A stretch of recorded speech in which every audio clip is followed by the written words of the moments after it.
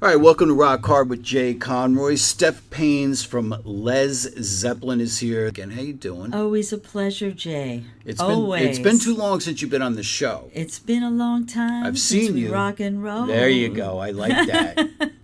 Now, Lez Zeppelin's been pretty busy. You did your first Australian tour this year. We did. Talk to me a little bit about that. We went down under.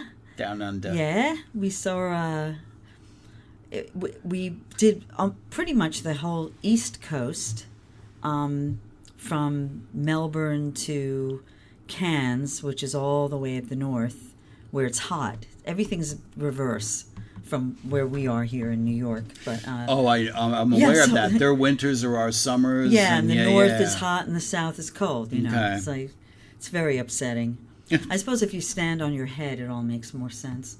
But it was fantastic. I mean, we were there for nearly a month. I mean, three solid weeks at least, and it takes nearly a month to get there and get back, of course. But it's it was great. The people were wonderful. The audiences just loved it. Now, how many shows did you do over there? I think we did about 12. Okay, that's a lot. 11, 12. And the audiences were great. Yeah, they absolutely loved the group, and I think we're going to go back next year. The band's seems to be busier than ever. Yeah, it's we have a whole bunch of things that are going on that are exciting. We have these string shows, which I saw one of. Yes, and so one of the great. first. Yes, ventures into this land of classical rock. No, it was really, really great, and we're finishing an album with strings. Are you? Yep. So we original material. Well, it's the Zeppelin stuff that we had charts for, and we did at our concerts. We chose a couple of the songs to record, and we're going to be putting that out shortly. We're mixing it now. Really? So I'm psyched about that. Yeah, it's pretty cool, because some of them are songs you would not expect to have string section. And again, it's not sort of a whole orchestra. This is not Zeppelin and the, New York Philharmonic. Right. You know what I mean? No, it does not come off that way Like at all. I just saw The Who, which, by the way, the Moving On tour, you should go see it. But they had a 40-piece orchestra on stage, and that was fantastic. But this is more, it's really more like a string quartet or quintet or sextet. And go on, but it's a small section of string players, so it's much more I don't know, it's much more interwoven and unusual. They play with the band. Right. So it's not sort of this whole big orchestral backdrop. It keeps it pretty edgy, and it's different. So it's cool. It's great. It was cool when I saw it, even though it was one of the first shows. You wouldn't have known, right? But that it was one of the first shows. Thanks. In fact, you mentioned that to the audience, which is how I knew. Oh. So I was like, okay. So now, a little bit about you. You're not just, a band, a tribute band that does Led Zeppelin. You are passionate about Jimmy Page and Led Zeppelin. Yeah. Very passionate. I think at this point, 14 years later. Well, that's really what drove me to do it. I mean, it's not, I probably have said this before, probably even on your show, but I never, even calling it a tribute band, it's sort of the bristles on the back of my neck, I agree with that. Up. Yeah, it's because it's not really what I ever intended. It's not what I sort of consider us to be, because we don't impersonate. The old shtick about that. We just don't wear wigs and impersonate anyone, so it's not a tribute. We're playing their music, right. And the whole reason I started playing the music was because I was just enamored of the music and the depth of it and Jimmy's playing, and wanted to just dive into it. I had no intention of doing it as a business. I had no idea what a tribute band was. And it's now been 14 years, so of course it sort of took on a life of its own very quickly. But yeah, the thing is that even after all that time, within a minute, sometimes sooner, it's as if the music just takes over and you're in another world with it. And it really is almost as if it were our music. That's how much we've taken it to heart. And that comes off on stage. Well, it's real. It is real. This is the thing. I mean, it's, we're not, if we were simply trying to impersonate, first of all, or be a tribute act, then all the things we do on stage, you probably wouldn't do, because it's not really what they did. Right. In terms of, moving around. It's not, every solo is not the same, because where there are improvisations or openings for improvisation, as Led Zeppelin intended in the first place when they played live, as they did, that's where we go. Give or take. I mean, with some exception, you don't rewrite this solo to the ocean, or at least a stairway, at least not at the beginning. You can then take it out. But you use taste with it. But, there are long passages of solo cadenzas, if you will, the bow solo, and the solo sections of Dazed, and the solo sections of How Many More Times, and all sorts of things that they took out, Jimmy took out. And we do that. But it's only after playing it so intently and for a long enough period of time that we really don't have to think about the music. I mean, we don't have to think about playing it. It's become part of what we do. So just playing it is an extension of our own musicianship.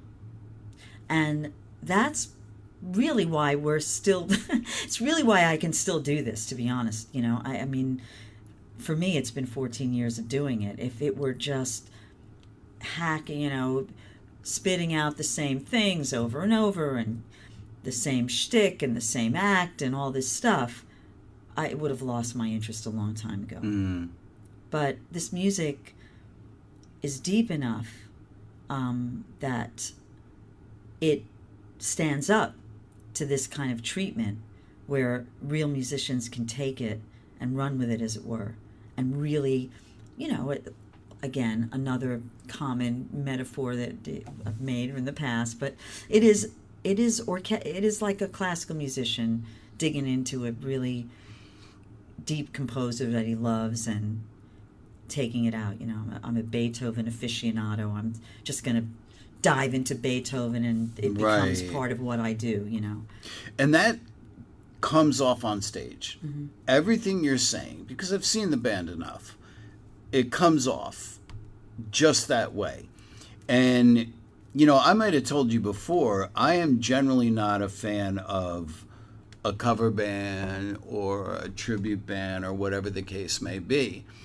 And I think I told you the story that I was at the High Line years back, and you were scheduled to play there, so your name popped up, and I said, and I had heard of the band, and the guy I was with is in a band, he's a guitar player, and I said, dude, I love that band name. I said, it's so funny. And he goes, dude, they're no joke. He goes, Steph Paynes, the guitar player, is a shredder. And I was like, really? So I went to the High Line to see you. And then I think I got in touch with you first and said, hey, I want to, can you come in? I want to talk to you, you know? Yep. And you're well respected in New York City, the band, but you especially are well respected among A-list guitar players in New York City. Well, that's good to know. I thought I was like B or C list, but that's no, cool. No. You're an A. Look, right on. I got A's, Mom. Yeah.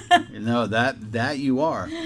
And, you said to me, I clearly remember, I want to revisit this. You said, well, like you think, because the first time I interviewed you, I was kind of, like, there was more like joking, I was like, okay, so are you lesbians and blah, blah, blah, all that crap, We've never been asked that question before. Yeah, right. Well, your answer was great. You said, I'll tell you what, Jay. You said, you bring your friends and you bring a little notebook and you can jot down, and then afterwards you can decide what you think, Have you decided yet? You know what? It didn't, quite honestly, after I saw the band, it didn't matter to me. Yeah, right. I never gave it another thought, quite honestly. So, no, I never did. And, you had said, and I remember this clearly, you said, oh, well, people think, oh, it's cute, this girls, Lez Zeppelin, they come out. And then we start to play, and you can see the looks on their faces, their jaws drop.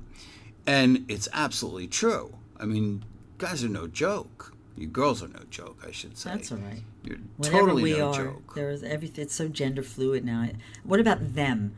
You theys are no joke. You theys are no joke. I don't know. I can't I know. wrap my head around that yet. Yeah, well, that's actually a great moments for us when that happens. I mean, it's because you like to surprise. The element of surprise is always good. Yeah. It's people. Look, people don't expect this from women. I'm just going to come out and say it. They just don't. And even though we are in a time, I think, of sort of massive change on that front, I hope and I think. I think we are too. Still, when you have 4 women in a band, 4 together, there is a certain sort of assumption that it will be, quote unquote, a little more feminized, whatever that means. Not PC, I know, I don't care. But it's, which means, I suppose, a softer touch, the gentler sex, as Shakespeare would say. Makes sense. But no, I mean, now it's not as prevalent. And certainly amongst, there are plenty of female guitar players that shred. So this is not so shocking. But it's the combination of that and the music of Led Zeppelin. Because, Led Zeppelin are considered... Well, let's put it this way. Everybody thinks Led Zeppelin are incredibly heavy duty. Not... Some people mistake heaviness for they think that everything about them is heavy metal, which of course is completely not true. But it's heavy in the sense that the music is intense, it's sophisticated, it's dynamic, it's not easy to play. And pretty much people know this. So it's not the same thing as coming out and, with all due respect, playing Rolling Stones or something, which is just more basic rock and roll, or anything it's like a lot that, simpler. Or even AC/DC or something like that, which certainly has technical challenges, but not like Led Zeppelin, where you've got these 4 virtuoso musicians who are playing the hell out of it, and honestly, really nobody can do. I mean, it's not just women that maybe you wouldn't believe could do it, but you wouldn't believe almost anyone could do it, male or female. Right. And I'll tell you, I really haven't seen anyone else do it. I would say we do it the best, and Jimmy Page would probably say that too. Well, let's throw this out there because people should know that Jimmy has met you. Right. Jimmy has endorsed you. Yes, he came you to our did show. Your first album with Eddie Kramer. So there you go. If Eddie Kramer is going to work with you, that's a big deal. Yeah, he even said that. Well, I mean, he wouldn't have done it if he didn't think we could play it. But so this is it. This is the combination of those two things. A, is anyone going to really pull it off with just 4 people? And B, are women going to pull it off? I think is a sort of this perfect storm of incredibility that when people come in, they're just sort of shocked that they're actually going to get what they didn't expect to get. It is a perfect storm, and you just made me think of something where you said, okay, it's 4 women, because I remember Nancy Wilson from Heart saying, I hate that people say I play pretty good for a girl, because ever since, I got into music, never looked at, well, she's a girl. to me, if you're good, you're good, you know? And I interviewed Nancy Wilson, and I talked to her about that. I said, you know, I have never had that attitude like, oh, well, she's good for a girl. It's like, you're good, you're good. I don't care if you're a girl, guy, doesn't matter. But you do bring up a good point that it's for women, which is very rare. And I think you also bring up a very good point that Zeppelin, yes, everybody in that band virtuosos, but at the same time, it's not, let's say, like a band like Rush that plays note for note for note for note. They're virtuosos that are a little bit more looser, and like you say, sort of will play with the solos and those sorts of things, if that makes sense. And play with each other. Yeah. Absolutely, Jay, that's perfectly put, because it's a really important point. I mean, sure, they could play all sorts of things as fast as anyone, you know, or whatever. The point is that that's not the only thing. The technique is a means of expressing music the way you hear it and the way you want to. You want to have the best technique you can so that you can do whatever you want to do. That doesn't mean that the technique takes over and becomes the be and end all. Right. Okay? So what Led Zeppelin have is the taste and it's really, you know, I mean, it's Jimmy's the producer of all those records, but I mean, it's not just playing for the sake of playing, you see. There's so much more involved. Sure, there are all these hard riffs, there are all these crazy guitars, and the things are fast, things are slow, but it's the way the band plays together, and it's the way they leave space within the notes and with each other, and the way they build it and the way they let it get silent, and all of those communicative things, the way Zeppelin were. That's the magic in a bottle, right? No, and that's what's hard. Yeah. Not just playing, oh, we can all get through this song. I'll listen to how I can do this. Now, let me ask you a question, because I'm not a musician, but I am a rocker, and I've got ears, and I know what I like. And you said a key word there, space. Mm-hmm. And I've read a lot of things about Zeppelin, but one of the things that I read at some point along the line, and you can tell me, because you know a lot more about Zeppelin than I do. Possibly not. But go. No, you definitely do. Believe me. Don't be so humble, Steph. You're a badass. I read somewhere where they said that John Bonham knew where to leave space. And John Bonham is what drove that band. As much as the whole band was great, the way this writer laid it out, and this was years ago, he said, you know, Bonham drives Zeppelin because he knows when to bring it back and when to bring it up. What is your take on that analogy? Well, I think that's absolutely right. I mean, one of the things that made John Bonham so unbelievable, maybe the best drummer, you know, there's always this debate, is it Keith Moon, is it John Bonham? Keith Moon was someone who did the exact opposite. Yeah. Okay. So you're looking, you know, but John Bonham was simple, really. Yeah. In his approach. Didn't overplay. Right.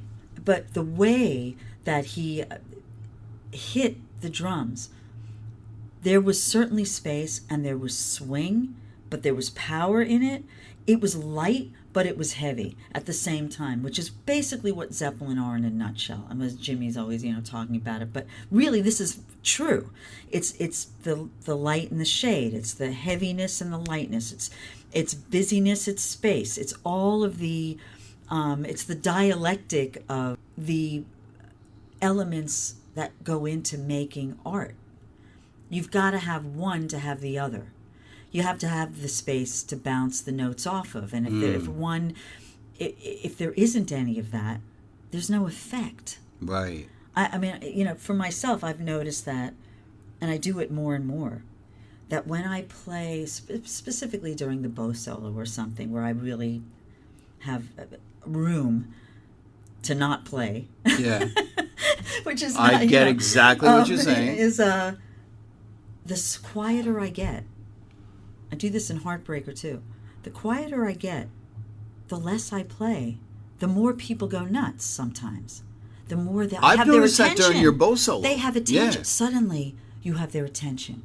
They're waiting. Yes. There's a space. There's quiet. And it's beautiful. Because then you can just do something. And then what you do in that silence becomes so poignant. If you're just barraged, it all sort of becomes this sort of hypnotic, oh my God, wow, wow, wow. But so what? Wow, wow. I have clearly noticed that during your bow solo. It's so funny you say that because I'm just going to tell people we were just watching one of your bow solos that I had shot. I hate when I saw watching you. myself, but yeah, this was pretty cool. Yeah, I know you were laughing at yourself, but it's a lot of people have a hard time watching themselves. But and I remember that night when I shot it, exactly what you're saying. It was the silence and that anticipation of what was coming next that was driving them crazy. People are I'll throw this out there. I may change my mind about this later, but I really, because I've never really expressed it this way, but I think people are musicians, or I'll just say people who play music sometimes, are frightened of silence, frightened of what happens when you stop, frightened of what happens when you play really slow, especially if you're somebody who can play really fast. It tends to put you in a sort of mindset, which is, I got to do this all the time because I got to show everyone I can do this, and look what I learned, and look, I'm going to throw this in here. But then you're losing the whole point of the whole thing, which is to create a piece of music that works overall, that works as a composition, that works from start to finish, that brings you on an emotional journey. Which is why I love Led Zeppelin so much, because there are songs, the whole show should do that, but then there are songs within those shows that do it. There are little journeys and adventures that you can take with a lot of their music, a lot of their compositions.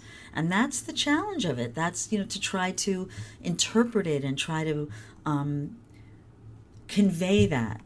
And I think, Jay, the only way you really can do that with any sort of authenticity is to really have yourself in it, to be put yourself, your own musical self into it. That's when it feels more real, even if what you're playing is something they never played. It'd be great to have Jimmy in the room to respond to that, because I'd be curious. I think he would agree with me. Not to, you got to be true to the arrangements. You have to a certain extent, and be true to the song. Sure. I'm not saying just take the whole thing and blow it up and say, we're playing it this way. Then it's something else. But to take that and to throw yourself into it, I in a sense, I know that I'm never going to be Jimmy. And it's not because I couldn't just study his solo over and over and over and over and sound just like him. I do sound like him. Yeah, you do. But I'm never going to sound exactly like him. Ever. Ever, ever, ever. Because he's a unique musician, as am I. As am anyone who picks up a guitar or bass or anything, saxophone. You still are an individual. And there's always going to be some coloring of that. So once you sort of accept that, then, that is just part of what goes into it. And I think the most important parts to really get are those emotive aspects, those playing together, the ensemble, the way everyone interconnects, and the power of it, and the light and shade of it, And that's what comes off when you play. Now, you are going to, because you're always looking for the next thing of what you can do. You've done the string section. You've done Earl's Court. You've played the Earl's Court set. Okay? Nebworth, crazy ones like that. Nebworth, yeah. Which 3 is hours great. long. Which is great, Yeah, because of if you course. just went in and you banged out the same bunch of songs all the time, it would get old. And I love the fact that you're always like, okay, well, let's take on this challenge. Let's take on that challenge. Now, the latest challenge that you're going to take on is you're going to do physical graffiti from start to finish. Yeah. Now, physical graffiti is in my top 3 favorite Zeppelin albums. Probably in there with Houses of the Holy and, of course, Led Zeppelin 4. But I clearly remember when physical graffiti came out, and I immediately bought it, okay? Loved it all the way through. It brings back fond memories of my childhood because I was young. I mean, I got into rock and roll at a very young age. Right. So tell me a little bit about what you know about how and where Led Zeppelin recorded physical graffiti. Yeah. First of all, yeah, it may be one of my favorites too, partially because there's just more of it, but Right, it's a double album. But doing physical graffiti has been my dream since the beginning of the band. Like, really? So this- for this 14 was- years. yes. That's right. This was the sort You know of, what? I did read that on your Facebook page. It's been 14 years in the making. Yeah. This was my dream. Now, I felt like we're ready to do it now. We're ready. There are a couple of things. There are a couple of songs in physical graffiti that are very, very difficult to do with 4 people, and that's partially why it was harder to tackle the album as a whole. But I think we've solved those problems for the most part, and I think we can get around it. But physical graffiti, I think, was recorded over. Again, you'd have to check this out, but I think it was recorded, first of all, much earlier than it was released. It was recorded in 2002. I'm sorry, 2000. Oh my goodness, in 1972 and 1973, and they of course went to Headley Grange, which was the spooked. It was like big a country house in Hampshire, of right? course, which everyone hated except Jimmy, who loved it because it was spooked. And it wasn't released till 1975. Right, I Isn't remember that right? that. I think Yeah, that's right. Yeah. Which is when they did the sort of Madison Square. Just to put it into context, the song remains the same live album. Those concerts were taken from Madison Square Garden in 1975. So that's Which I never get tired of watching. Right. The song remains the same. right. I love it. We did that concert too. It was really fun. But physical graffiti has got just about everything. I feel it's the Zeppelin zeitgeist in one album. You've got the blues, you've got the more sort of, I suppose, complex numbers that are composed, you've got rock and roll songs. You sort of have everything they did in one place. So it's a great retrospective. And I think that's one of the reasons why I felt, maybe we haven't done it until now, because we've dipped into a lot of stuff for enough years, and I think we can do it justice now. I think you can too. And, there's 15 songs on there. It comes in at 82 minutes, which is not long. No, we usually of play a show. longer. Right. But to buckle down and do 82 minutes of one album is no small undertaking. It starts off rocking with Custard Pie, which I told you earlier is probably my favorite song on the album. Right. I love that song.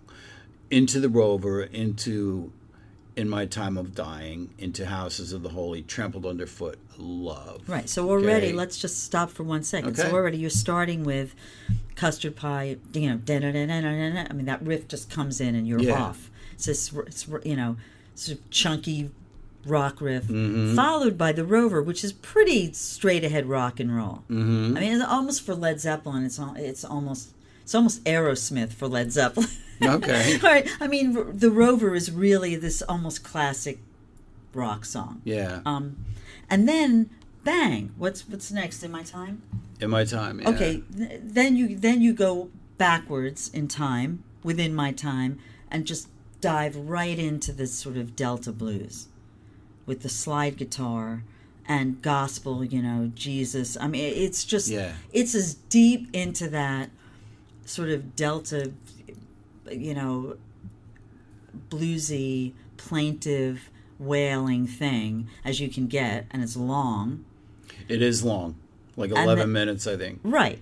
And then you're coming out into something like No, I'm Trampled sorry, I think Under... it's like 8 minutes, yeah. Yeah, so go ahead, pretty into right. Trampled Underfoot. Right. Which is, this sort of funky clavichord thing. Yeah. So now you're getting the funk. I mean, Bonham was into funk. So already you've got all of these genres that you've completely have to dig deep into to play this stuff right. Then you go into what was always a fan favorite. People loved it, but I think people loved it more than I actually loved it, Kashmir. Right. This sort of cornerstone of one of the cornerstones of the Zeppelin catalog. Right. Kashmir might be... Although the riff gets me, I have to say, Right. It's very sultry, sure. Yeah. It's very sexual and sultry, and it is sexual. It's trance-like. It's actually, they play it quite light. Actually, we usually play it heavier than they do, but it's quite light on the record if you really listen to it, and yet it sounds so overwhelming. But Kashmir is that Eastern influence. Yes. And there's all of that in Zeppelin, and it's great. Everyone loves it, and it's. And then the album. We were kind of talking about this on the way up here into the studio, that and then it sort of like goes down a little bit, where you go into the light and down by the seaside, and where those songs are a little more mellow type of tunes. Right. Although In the Light is one of my favorite Zeppelin songs of all time. Is it? I know people may not agree with me, but I have always loved it. It's so dramatic.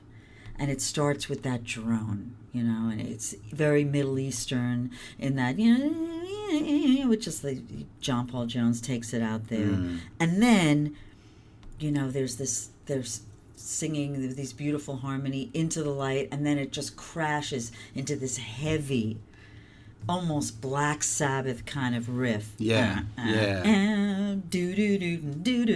It's just so heavy. And I love that. And then it clears again. Then it just goes back into this sort of angelic, trancy Middle Eastern thing. And then, of course, at the end, there are these beautiful guitar lines. I mean, Jimmy just playing these beautiful wailing, harmonically, what's the word? Just angelic again, lines, and it's interweaving, and I just love it. Now, In the Light, I mean, some people think maybe it goes on too long. I don't know. I don't. In the Light is hard to play with 4 people. And why is that? And they never did it, by the way. They never played In the Light live. I don't think they ever played it live. If they played it, I don't think they did. So I'm guessing it's because there was extra parts put in the studio. Because certainly at the time, John Paul Jones probably didn't have the sort of patches that he could use and keep it all going in order to cover all these sounds and switch sounds without the song dropping out. And this is the problem, because you need the drone, and then you've got this plain sort of electric piano part, and then you've got the drone part with this. All of that is keyboards. Pretty much the way you have to do it if you're going to do it with 4 people. So how are you going to make it happen? Oh, secret. Okay. But Fair enough. We do it with 4, and it's pretty convincing.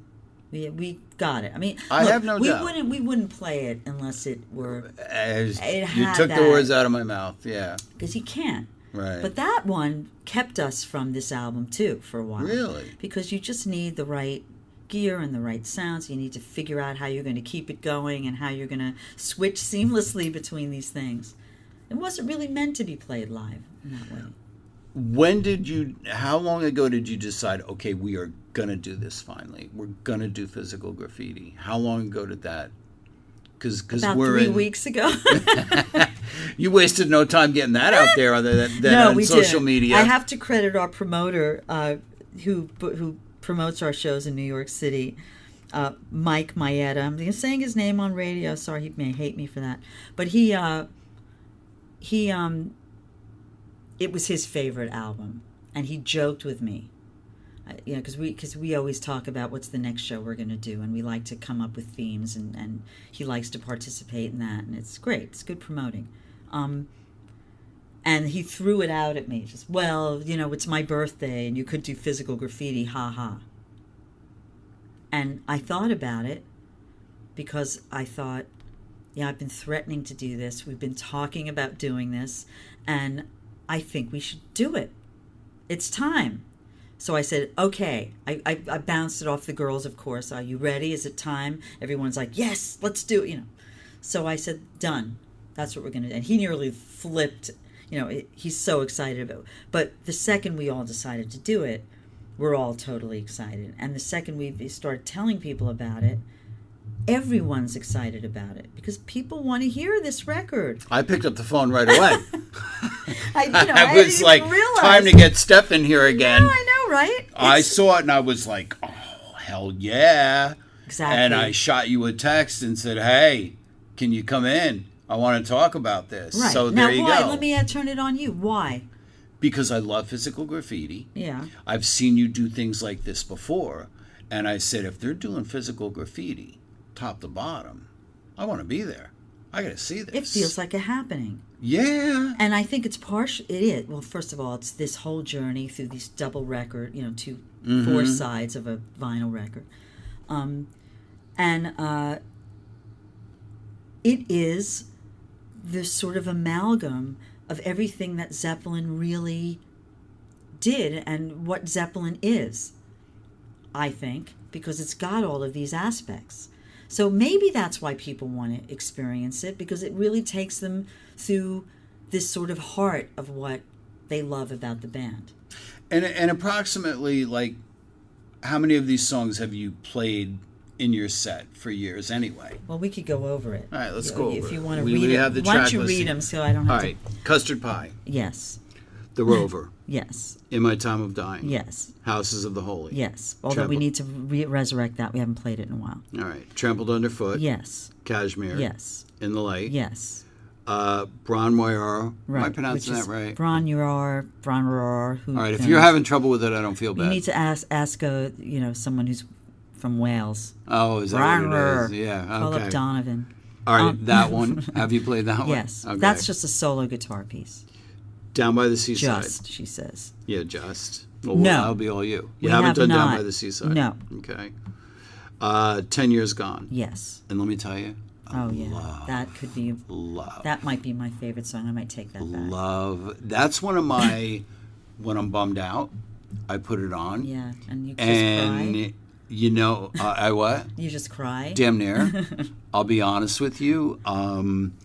There's a line in there that and I generally don't let a lot of my personal side out on my show, but in the midst I think of you and how it used to be means I'm getting goosebumps now. Yeah. Because that wasn't a cry, that was just a okay. But there are times when I will use that line thinking about old girlfriends. Oh yeah. And it's, even basically now, my last relationship that ended, it's like, in the midst I think of you and how it used to be, and then I think, wow, 10 years gone. So yeah, that, yeah, and it's love a beautiful it. song. It is. And it's just beautiful. Aside from the meaning of the lyrics, or the guitar are beautiful. It's just stunning. And the end of that one too. Oh, it's just the swooping guitar lines. Yeah. This stuff is some of what I love most about Page. Is some of these parts. So it's really, really fun for me. But yes, we have played that, and that's not so easy either, because it's, I believe as we it. were talking about before, it's got a lot of subtlety and a lot of quietude, Mm-hmm. and you really have to figure out how to Kind of back to what we were saying perform before. that. Yeah, you're right. You're totally It really right. has to start quiet and build the Yes. right way. Yeah. Night Flight. No, we have not played that. I always love that. Yeah, from the I love door. it too. I mean, it's going to be fun. Oh, it's just Yeah. it's happy. I love it. Wonton Song. Yes. Yeah, I love that one too. Boogie with Stu. No, You never played that one. Okay. that'll be an interesting one. Another song on this album I really, really love, Black Country Woman. Yes. You've played that. We have. Yeah. Yeah. It's great. Love that Yeah. song. And the closing track, Sick Again. We have played that. Yeah. Love So that. actually, now that you mention it, No, did you we're mention not it? that far. You're not that far off, but, yeah. But some of them we haven't played in a long time, Right. and some of them, But certainly we you're not need to learning brush these off from some- scratch right. by far. It's Right. just putting There are a them couple. all There are a together. couple. But yeah. And do you know, I don't know if you remember this or not, but when that album came out, I also had it on cassette, and the cassette was pink. Really? Yes. Why? I don't know. And I'm going to tell you something else, and I almost... It's like a secret It was pink. code to unravel. And maybe you can shed some light on this, and I almost kind of hate to go here, having nothing to do with you. It's more to do with Led Zeppelin. When I bought it on cassette, I go, something's wrong with this. Maybe it was bootlegged. No. Yeah. It wasn't bootlegged. Okay. It was just, there was a, almost like in the background, a whoosh, and almost like a muffled tone, to where I actually took the cassette back to the record store and said something's wrong with this. Okay, there probably and was. got another one and sounded the same way. Really? And when I will listen to some of these songs now, I can still hear that, where some of the songs are a little more, I don't even know how to explain it from an engineering standpoint or a musical standpoint, but Custard Pie kind of has that. It's not like you hear every distinctive note in there. It's kind of the way they recorded it. Right. Well, the audio. See, this is something you should talk to Nightbob about. But the way that these records were Nightbob, recorded, for those that don't know, is a legendary New York sound man. So, he's our sound man. and yes, he is your Actually, sound man. Nightbob has been with us for 9 years. Well, as He might be the second longest standing member of Led Zeppelin. If you really think about it. well, Him and Lisa Harrington Squires. on a sidebar, I'm a huge Aerosmith fan, which my listeners know. And the first time I met Nightbob was at one of your shows, and I was thrilled. I was like a celebrity, and he was kind of like, what's the big deal? I'm like, dude, you're Nightbob. You know what I mean? I'm like, come on. Yeah. So, yeah, maybe I have to talk to Nightbob Yeah, about he that. could tell you much more technical Yeah. reasons why. But, first of all, cassettes are fidelity-wise are terrible. Right. Um, But hey, back in the 70s, and the that's all vinyl, we had. and also just the way that that so much of this music was recorded is just really lo-fi in a way. I mean, it just is not. That's almost a pretty good description of what I'm talking about. Yeah, they've remastered a lot of this stuff, and it brightens it up. And It does. People are probably used to hearing it in a brightened, pumped up way. Because I have listened It's to the got all remastered stuff, steroids and in it there's and all this stuff. Yeah. But originally on the vinyl, you put the vinyl on and it crackles and this and that, and there is Right. that sound. I kind of love that sound too, but Sure. it's definitely not hi-fi. So maybe that was it. But the underlying hiss, I don't know about that. Cassettes had that though, didn't they? They did. There's a They hiss did. sound. But I so remember that, and it was definitely pink. That I would bet Could have on. been just the pinkness. Maybe it was the pinkness Yeah, I throwing think the it whole might. thing off. Yeah. Yeah. Now, you just brought up vinyl. Let's touch on that real quick. What is your take? Because, the argument still goes on. Vinyl sounds better than, CDs or digital. What is your take? I love vinyl. Yeah. But I think things were recorded for vinyl. Right. So I think when you're taking something that was originally recorded to be a vinyl record, it was mixed and mastered as such. Yeah. So really, it's in its element. It belongs to you. Yeah. It should be heard that way. If you know what I'm saying. Right. You can then take it off the vinyl and put it on CD and make it, remaster it and do all that stuff to it, which is what gives it a modern fidelity that we all now need to hear, because it's, the things we hear now are so far removed fidelity wise and loudness wise from the way they were. So it doesn't satisfy people as much, maybe. Yeah. They're missing something. But the vinyl record is the way it was meant to be. Right. So I love those things in their element. Well, for and me... I have the records, and I will listen to Physical Graffiti on vinyl. There you go. Now, for me, I remember the first CD I bought was Rocks by Aerosmith, which is hands down my favorite album in the world. Uh-huh. And I remember putting on the headphones and hearing things I had never heard before on vinyl. And I had listened to that album thousands of times. So I was all about the CD. And then, as the debate started, and it's still out there today. I mean, I see guys on Facebook, these vinyl junkies. It's still, and I said, and again, I'm not a musician. I'm not an engineer. I'm a rocker. I'm a music lover, and I have good ears, if I may say so. I think, and this may sound crazy, it's a friction involved. You got a needle that's hitting something, and there's friction. It's Sure. like sex. It's like fucking, so to speak. Okay? That with a laser, you're not getting that. Okay? You're getting that togetherness of sex almost. It's the best way I can describe it. I like that. Needle and lacquer. Yeah. And I'm like, the needle's licking the lacquer. Yeah, there you go. Woo. Yeah. We better. It's getting hot. It's getting hot here. But and look, let's face facts. I mean, vinyl is not. It's not. Nobody's carrying vinyl around. Some people are now. It's so cool. Well, yeah. But yes, But I you know know. what I'm saying? It's like, to have vinyl, you really got to take care of the records and all that sort of thing. And it's never going to make the huge comeback that people think, Although I think sales of vinyl are bigger than ever. They are bigger than ever. Yeah. Yeah, because I follow all this stuff. And we're going to release our record on vinyl. Are you? At least some of it, for sure. All right. And when is this record due out? Oh, this is the strings record. That we haven't gotten to that. Oh, yeah, we did. Of course we did. Hopefully soon. We're mixing it now. So. Okay, you did say that earlier. So, but there's no. Right now, there's no definite. I don't want to be tied to any definite date. But and how many albums does Led Zeppelin have out? This will be the third. Right. So the. I mean, we put out singles and we had fun stuff on different compilation records and things like that. But the third full album. So will there be any originals on this? I don't know. Maybe. Because you got a badass song, and I've told you, and I'm going to play this for you later, that I use this for the introduction of my show called On the Rocks. Oh, yeah. It's an instrumental. Yeah. It is so fucking badass. Yeah. And if you didn't know better, you would just think it's a Zeppelin tune. Right.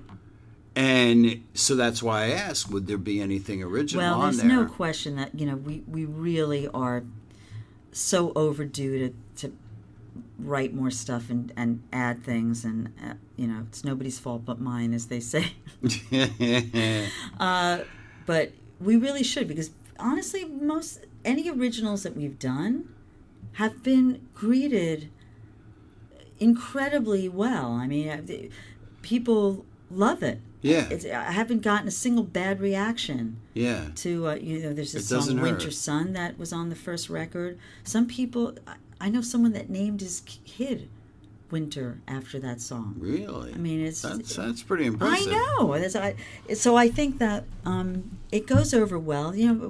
Look, after playing this music for so long, you sort of take on a sensibility that comes through maybe in things you write, as everyone is influenced, as Zeppelin were and everyone else, by other people. And so it works. It doesn't. It's not something that stands out like a sore thumb or anything. No, not at all. We'll not see. At all. We really need to do more of it. Okay, now, Led Zeppelin, I believe, correct me if I'm wrong, you have played in every state in America? We have been to all 50 states. Some we've passed through on buses or stopped in. We've played in most of them. Okay. We've not played in Hawaii. Well, I've been to, actually, I should say, I've been to all of them. The band has not been to all of them. But you've been to most of them. And many other countries. But, yeah, we've played most You've been of the states. around a lot. You don't just play in New York. You're a New York band, but you have been all over the world. Haven't played in Hawaii. Maybe that could be, like some sort of... Hint. Yeah. Actually, we were supposed to play in Hawaii, but then there were all these volcanoes and stuff, and this festival got postponed. So that would have been... I'd go to Hawaii. But we've played in Alaska a million times. There you go. Yeah. Yeah. Can't be further than that. No. So that's the point I want people to know is that, you don't just play in New York. You have played all over the world. Right. So Australia was one of those bucket list things, but yes, now I'm glad you did it. Yeah. We've been to Singapore. We've been to Europe a bunch of times, all over Europe. And you're always well received in those places. Yeah. Which is great. Played in India. Really? Yeah. When did you play in India? In 2009. Really? We did this benefit concert for the city of Mumbai because to raise money for ambulances. It was after the terrorist bombing there. And a lot of people died because they just couldn't get them to the hospital. Terrible. I mean, they didn't have to die, but there were no ambulances to take them. So how did it come about that you went over to do the benefit? It was just one of those crazy things. We at the time, our agent got a query for it, and it somehow worked out. I don't know. They wanted Lez Zeppelin. I don't even know where. Sometimes it's crazy. It comes out of the blue, and sometimes I don't know where it originates. Well, that's but all right. But it was amazing to be in India because we'd play the show and an audience full of people who probably don't even speak English were mouthing the words. Yeah. It was amazing. I've heard bands talk about that. Yeah. That, music transcends, and I've heard other bands say that too. They don't speak a lick of English and they know every single word. It is quite something. Yeah. Universal. Steph Paynes, Led Zeppelin, thanks so much for coming in again. Always a pleasure, Jay. It is always a pleasure. It's been too long since you've been on the show. Even though, I get to your gigs, we see each other. I know you're only a text or a phone call away. And I want to, on a personal note, I want to thank you. You've been very good to me as a friend. And I thank you for that. Well, please, the pleasure is all mine. You're a delight. And you love music, here. And that's why I do this, because of you, Jay. Well, thank you. It's all about me, everybody. It's all about you. Without me, there'd be no Lez Zeppelin. Jay with a J. Yeah, that's another thing we were talking about before. All right, I look forward to this. December 7th for Physical Graffiti and at the Gramercy Theater in New York. But there's lots of other stuff coming up, so they can go to listening, LezZeppelin.com. It's the same as Led Zeppelin, but with the Z instead of the D. Lez Zeppelin. Yes. Go to LezZeppelin.com. And go to the Led Zeppelin Facebook page. Crazy. Because you never know where Led Zeppelin is going to turn up. Yeah. Channels. And when I share your stuff on social media, I tell people, I'm like, you have got to go see this. You've got to go see this. So. Well, it's unique. You won't see any other of these bands that play this music do what we do. And that's great. They do what they do. It's more of a tribute or whatever, but this band is got some sort of crazy energy, and we love it, and it's an experience. So and that shows. Check it out. All right. Yeah. Steph, thanks so Jay. much, man. You bet.